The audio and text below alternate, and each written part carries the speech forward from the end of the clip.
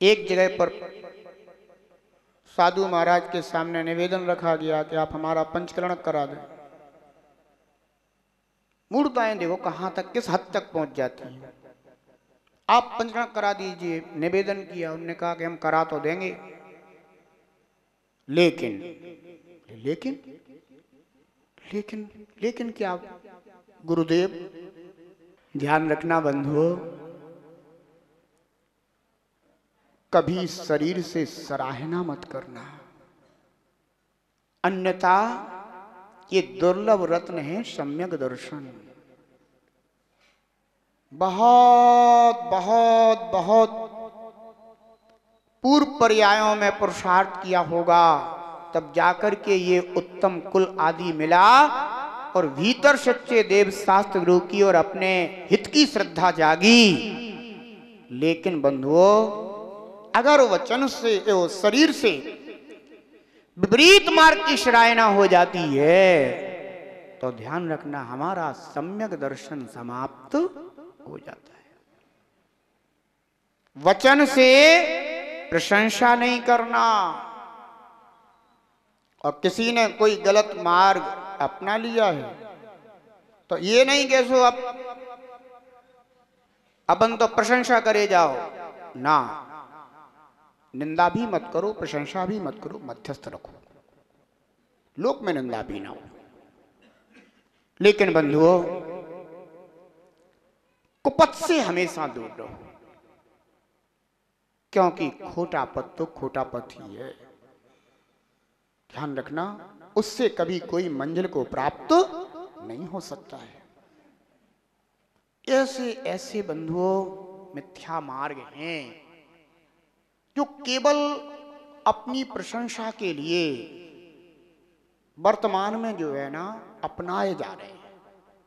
ध्यान रखो, मैं तो एक ही बात कहता हूं कि एक ही साधें सब साधें, सब साधें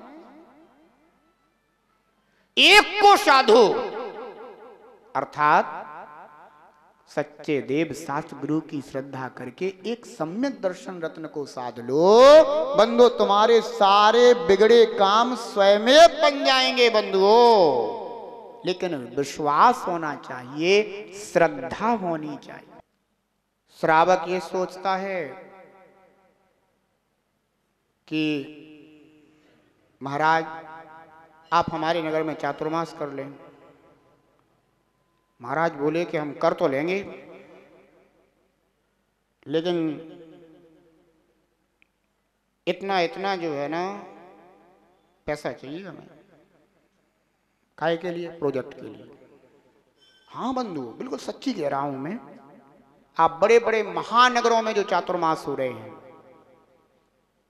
और जो महानगरों में चातुर्मास हो रहे हैं और जहां धन की वर्षा हो रही है बंधु, उसके पीछे कोई ऐसा वैसा प्रयोजन नहीं है। हर कोई चातुर्मास नहीं करा पाते उनके। क्यों नहीं करा पाते? क्योंकि वह पहले ही शर्त हो जाती है, इतना तो लेके जाएंगे और खूब करा के जाएंगे, चिंता मत करो। तो समाज भी सोचती है का करने अपन को, इतनो अपन को मिलेगा, इतनो जो ले जाएंगे सो ले जाएंगे। माने सौदा पर चातुर्मास हो रहे हैं, देखिएगा, सौदा पर चातुर्मास। पहले सौभाग्य पर चातुर्मास होते थे, अब सौदा पर चातुर्मास हो रहे हैं। पहले ही बात हो जाती है पक्की, समाज खुद आगे होकर के निवेदन करती है। माने चातुर्मास के श्रीफल के निवेदन के साथ कहा जाता है कि इतना गुरुदेव, इतना। तो गुरुदेव समझ जाते हैं कि अच्छा इतना दोगे तो। हाँ बंधु, सामान्य जन समझ नहीं पाते कई जगह। बंधुओं, इससे कभी समाज का सौभाग्य नहीं जग सकता, क्योंकि भीतर के परिणाम दूसरे हैं। बंधुओं, समाज का सौभाग्य तभी जगेगा जब उन्हें मिलेगा सच्ची जिनेंद्र भगवान की वाणी का सच्चा उपदेश, समीचीन मार्ग मिलेगा। अंदर के जो अनादि के अज्ञानता के बंधन हैं, जब वो भीतर से टूटेंगे तो बंधुओं हमारा आत्मा प्रफुल्लित हो उठेगा। अंदर धर्म का पुष्प खिलेगा। मूढ़ताएं बहुत हैं, इसलिए अमूढ़ दृष्टि अंग क्या कह रहा है कि मन से कभी सहमत मत होना गलत मार्ग के लिए, शरीर से कभी सराहना मत करना, और वचनों से कभी प्रशंसा नहीं करना। किसका? किसका? मिथ्यात्व आदि में रचे पचे फंसे हुए ऐसे व्यक्तियों का, और ना ही मिथ्यात्व आदि मार्ग का।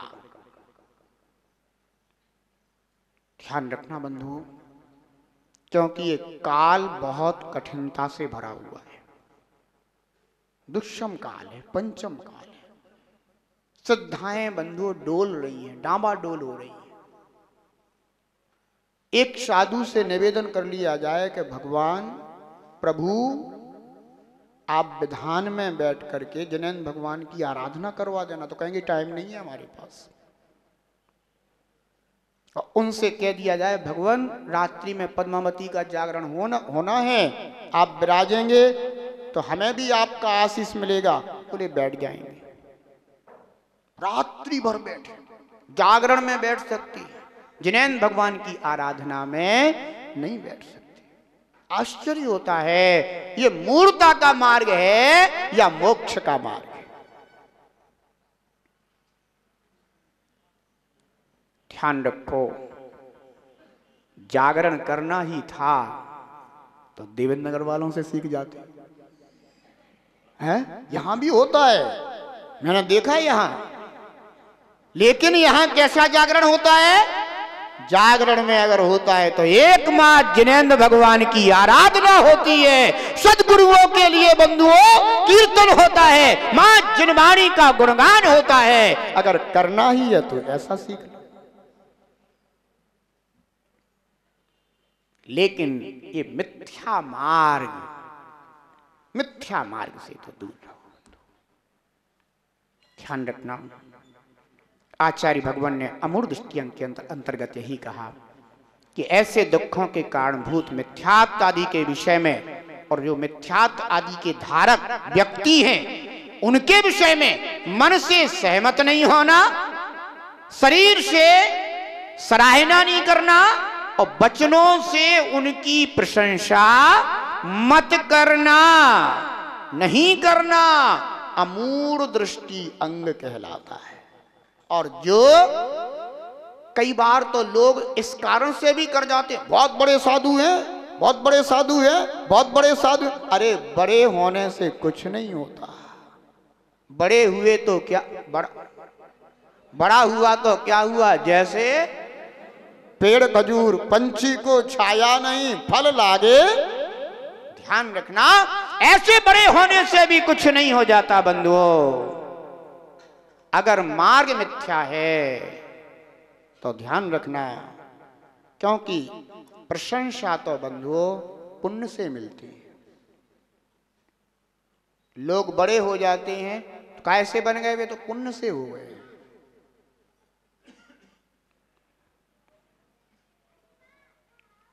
जो कहते हैं कि हम बड़े हैं, वे दूसरों के कंधों पर खड़े हैं। ध्यान रखना बंधु, रत्नत्रय धर्म तो ये कहता है मैं कुछ भी नहीं हूं। क्या कहता है? मैं कुछ भी नहीं हूं, क्योंकि वो तो अकिंचन बना देता है। 10 लक्षण धर्म आती है, धर्म ये सिखाता है मैं कुछ नहीं, अकिंचन बना देता है। और जिसके अंदर ये है कि मैं बड़ा साधु हूं, जानते नहीं हो तुम मुझको, ओहो इसके लिए बड़े बड़े थे क्या? है? ध्यान रखना, बड़े बेई होते हैं बंधुओं जो दूसरों के दुख दर्द को दूर कर दें। बंधु उससे बड़ा दुनिया में कोई दूसरा नहीं होता।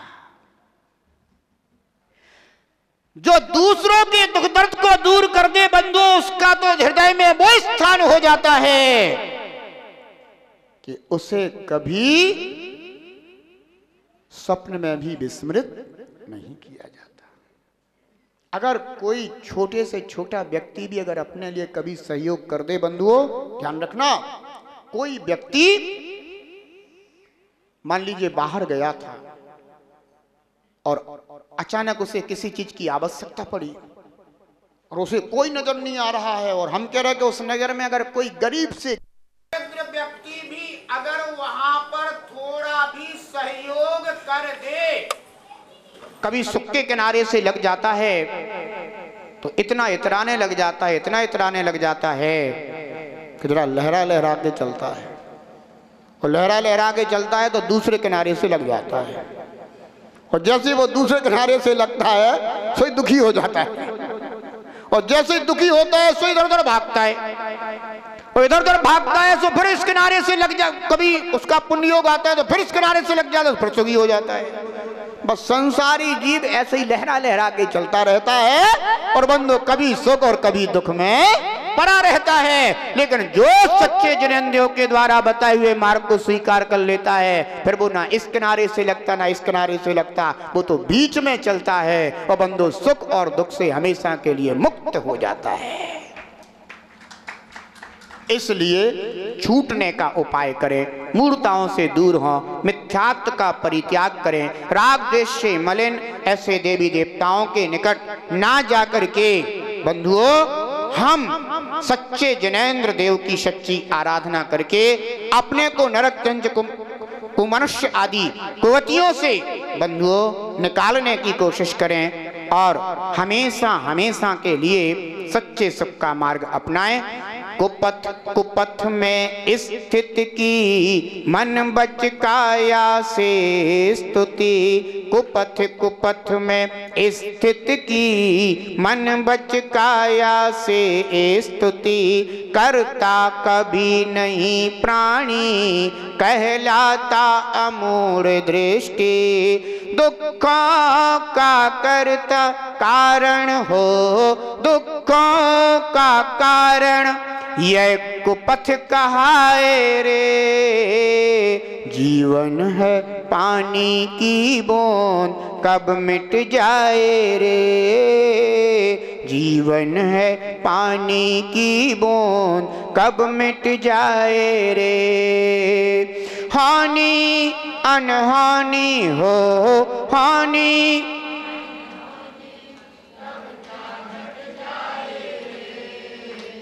जीवन है पानी की बूंद कब मिट जाए रे, जीवन है पानी की बूंद कब मिट जाए रे, जीवन है पानी की बूंद।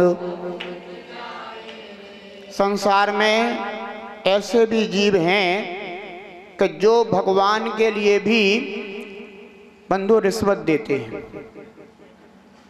हाँ, कहते हैं हे भगवान हमारा ऐसे ऐसा काम बन जाए तो इसमें से इतना इतना हिस्सा आपका।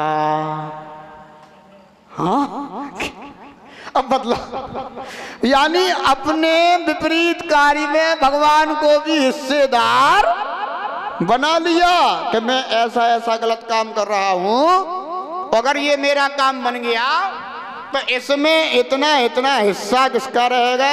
आपका रहेगा। भगवान ऐसा छत्र चढ़ाऊंगा, ऐसा छत्र चढ़ाऊंगा, ऐसा छत्र चढ़ाऊंगा, ऐसा वैसा नहीं, सीधा गिनीज बुक में आएगा। हाँ प्रभु ऐसा वैसा नहीं चढ़ाऊंगा। ध्यान रखना बंधुओं, चाहे वो गिनीज बुक में आ जाए चाहे कहीं आ जाए, लेकिन अगर रिश्वत का छत्र चढ़ाया गया है तो बंधु वो तुम्हारे हित में कारण नहीं हो सकता, ये बात निश्चित है। और यदि तुमने कभी सच्ची श्रद्धा, सच्ची भक्ति और ईमान से अर्जित किए हुए धन से बंधु, नीति और न्याय से अर्जित किए हुए धन से थोड़ा सा भी अगर भगवान जिनेंद्र की भक्ति आराधना में दान कर लिया तो बंधु वो दान तुम्हारे लिए भाव भाव में हित में कारण बनेगा। कौन सा दान हित में कारण बनता है पता है? देखना, एक व्यक्ति ने बेईमानी से धन कमाया, और उसने अपने नाम के लिए धन का दान किया, तो वो धन बंधु धर्म के कार्य में नहीं लगेगा। क्या होगा? धन आएगा, आकर के निर्माण कार्य में लगेगा, और कुछ समय के बाद फिर ये कहे इसको तोड़ो, ये गलत बन गया। क्या हो जाएगा? इसको तोड़ दो, अब ये तो गलत बन गया। और बंधुओं, बहुत सारा धन इधर लगा और उधर तोड़ दिया गया और उधर समाप्त हो गया। ध्यान रखना बंधुओं, दान भी करना तो कौन से धन का दान करना? कमाई के साधन में से तुम तो एक अपना ऐसा हिस्सा बना लो कि जो मैंने ईमानदारी से कमाया, ऐसा बना लो कि जैसे मान लीजिए 24 घंटे 12 घंटे हैं, तुम मान लो 12 घंटे में से 8 घंटे दुकानदारी करते हो, 8 घंटे में से तुम ये समझ लो कि 2 घंटे तक हमारी जो दुकानदारी होगी वो बहुत नीति न्याय से होगी, और 6 घंटे की तुम जानो तुम्हारो काम जाने हैं। 2 घंटे की जो दुकानदारी होगी उसमें जो भी मेरा व्यापार चलेगा, वो उसमें जो धन आएगा मैं उसमें से क्या करूंगा? दान पुण्य करूंगा, धर्म ध्यान करूंगा। ध्यान रखना, वो जो दान तुम्हारा निकलेगा बंधुओं, वो तुम्हारे लिए भव भव में हित में कारण बनेगा, क्योंकि वह तुम्हारा नीति न्याय का धर्म है, और वह तुम्हारे लिए जो दान आदि तुमने किया है हित में कारण है। और तुमने सोचा कि बहुत काम बिगड़ रहा, बहुत बिगड़ रहा, बहुत बिगड़ रहा, तो वैसे तो मंदिर आते नहीं थे, काम बिगड़ना शुरू हुआ तो मंदिर आना शुरू हुआ, मंदिर आना शुरू हुआ तो भगवान से वार्ता शुरू हुई, भगवान से वार्ता शुरू हुई तो कह दिया भगवान देखो ऐसो ऐसो काम है, बहुत परेशान, हे भगवान इतना हिस्सा आपका और इतना हमारा, जो काम बनवा दो, है ना। ध्यान रखना, ऐसी ऐसी मूर्ताओं से, मिथ्यात्व से हमें बचना चाहिए। ध्यान रखना, जिनेंद्र भगवान हम सभी के जब संपूर्ण दुखों का हरण करने में समर्थ हैं, तो छोटे मोटे दुख दर्द दूर नहीं होंगे? बताओ, हैं? जब हम संसार से छूट जाते हैं, संसार के बंधनों से छूट जाते हैं, तो क्या थोड़े से शुभ कर्म के बंधन से नहीं छूटेंगे? अवश्य छूट जाएंगे।